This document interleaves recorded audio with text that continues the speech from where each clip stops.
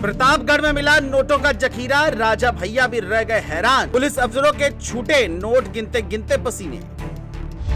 आखिर कौन है वो गैंगस्टर जिसके घर मिला नोटों का जखीरा? 3 पीढ़ियों से काला कारोबार करने का है आरोप। इस वक्त प्रतापगढ़ पूरे यूपी की सुर्खियों में है, क्योंकि एक ऐसा मामला सामने आया है जिसने जिले से लेकर सत्ता गलियारों तक सनसनी मचा दी है। क्योंकि यहां से एक वीडियो वायरल हुआ है जिसमें एक के बिस्तर, कुर्सियों, जमीन और हर कोने में सिर्फ नोट ही नोट बिखरे थे। इतने की पुलिस की 4 मशीनें लगातार चल रही थी और महिला पुलिसकर्मी भी नोट गिनते गिनते पसीना पोंछ रही थी। इतना पैसा देखकर कोई भी हो हैरान रह जाए। बताया जा रहा है कि ये सब प्रतापगढ़ के गैंगस्टर राजेश मिश्रा के घर पर मिला है, जहां से एक ऐसा नेटवर्क चल रहा था जो किसी वेब सीरीज के खलनायक से कम नहीं था। बता दें, पूरा मामला मुंदीपुर गांव से जुड़ा है, जहां पुलिस ने एक ऐसे घर पर छापा मारा जिसमें नोटों का जखीरा रखा हुआ था।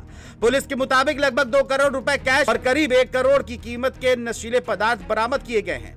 10, 20, 50 और 100 के नोटों की गड्डियां इतनी थी कि पुलिस को पूरे 20 घंटे इन्हें गिनने में लग गए। पुलिस कर्मी थक कर बैठ गए, लेकिन नोट खत्म होने का नाम नहीं ले रहे थे। जांच में पता चला कि यह घर तस्कर राजेश मिश्रा का है, जिसने इस घर को काले धन से एक किले की तरह बना रखा था।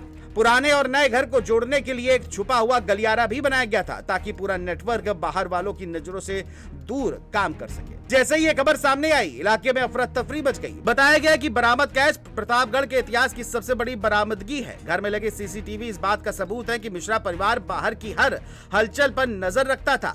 सबसे चौंकाने वाली बात यह है कि इस पूरे ड्रग नेटवर्क का मास्टरमाइंड राजेश मिश्रा खुद जेल में बंद है, यानी जेल से ही वो करोड़ों की सप्लाई सेट करता था और बाहर उसकी पत्नी रीना मिश्रा पूरा संचालन संभालती थी।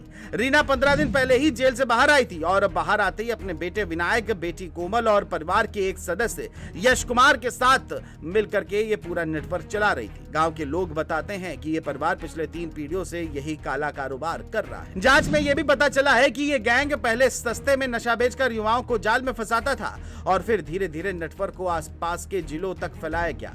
प्रयागराज, जौनपुर, अमेठी, रायबरेली और कौशाम्बी तक इस सप्लाई चेन का जाल फैला हुआ था।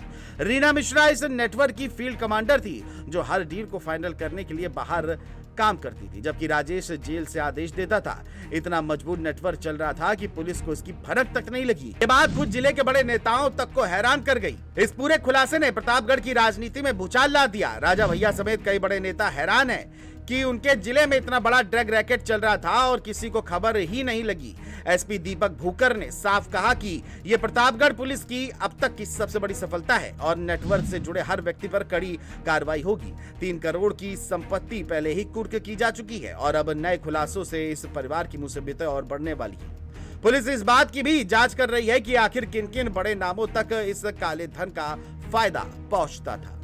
अब सवाल ये है कि राजेश मिश्रा के काले साम्राज्य के बाद अब कौन कौन सामने आएगा, क्योंकि असली खेल अब शुरू हुआ है और जिस पर धीरे धीरे सबकी निगाह बढ़ती जा रही है। कैमरा पर्सन अनिल के साथ मैं विजय त्रिपाठी, GMD न्यूज लखनऊ।